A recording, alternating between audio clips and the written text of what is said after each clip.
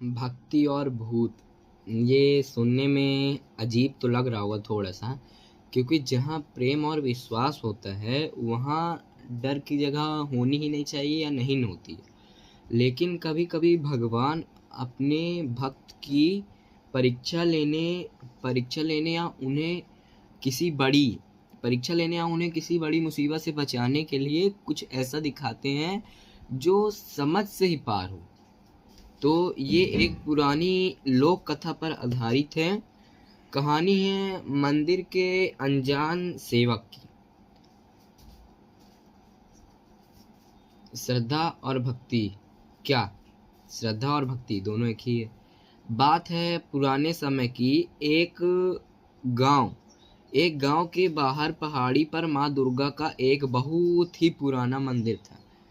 मंदिर काफी सुनसान जगह में था, इसलिए सूरज ढलने के बाद वहां कोई जाता नहीं था। तो क्या हुआ, मंदिर काफी सुनसान जगह में था तो सूरज ढलने के बाद कोई जाता नहीं था। तो लोगों का मानना था कि रात में वहां अतिरिक्त आत्माएं आती हैं, घूमती हैं, इसी तरह के विचार बनाते थे। उसी गांव में पंडित दीनदयाल नाम के पुजारी थे, उसी मंदिर के थे कह सकते हो। वो माँ के बहुत बड़े भक्त थे, बहुत बड़े मतलब बहुत बड़े, जैसे कि आप फोन के भक्त हैं, ठीक। एक बार भारी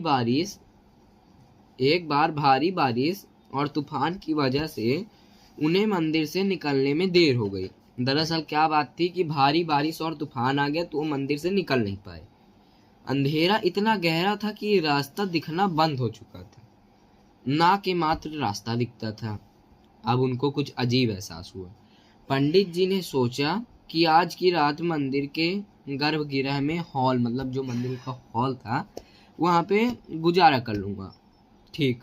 फिर लाइट वहां मतलब रोशनी भी नहीं थी, तो उन्होंने दीपक यानी दिया जलाया। उन्होंने जब दिया जलाया और माँ की भक्ति में लीन हो गए। आधी रात को उन्हें अचानक से एक मतलब किसी के चलने की आवाज आई। छन छन छन छन, जैसे कोई पायल पहनकर नाच रहा हो। डर के मारे उनका गला तो सूख गया था।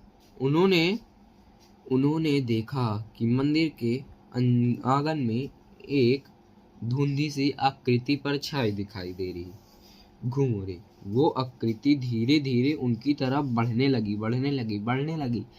पंडित जी ने आंखें बंद कर की और जोर जोर से दुर्गा चालीसा पढ़ने लगे।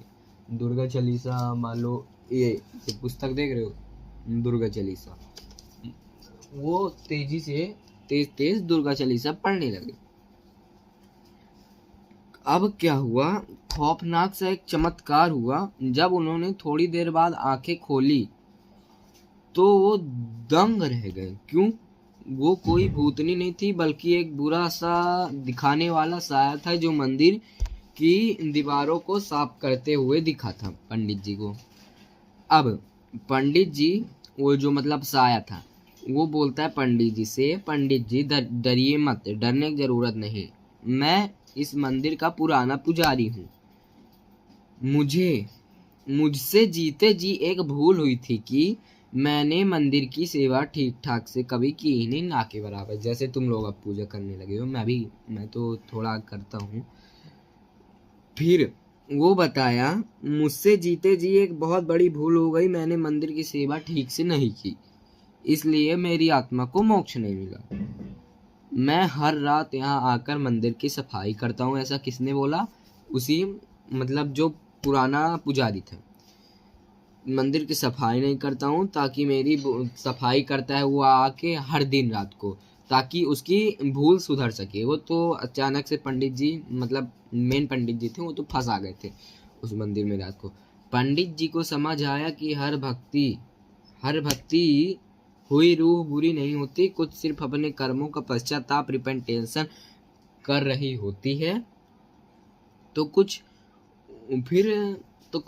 अपनी कर्म का फल भोगते हैं। उन्होंने अगले दिन जैसे ही सुबह हुई, पुजारी की मतलब जो पुराने पुजारी थी, उनकी आत्मा की शांति के लिए विशेष पूजा कराई। अनुष्ठान कराया, और उसके बाद वो सहाय कभी नहीं दिखाता, ना ही दिखा तक किसी को। तो इससे हमें एक तो सीख मिलने को मिल गई, सच्ची भक्ति में वो शक्ति हर जो डर को भी दया में बदल देती। क्या सीख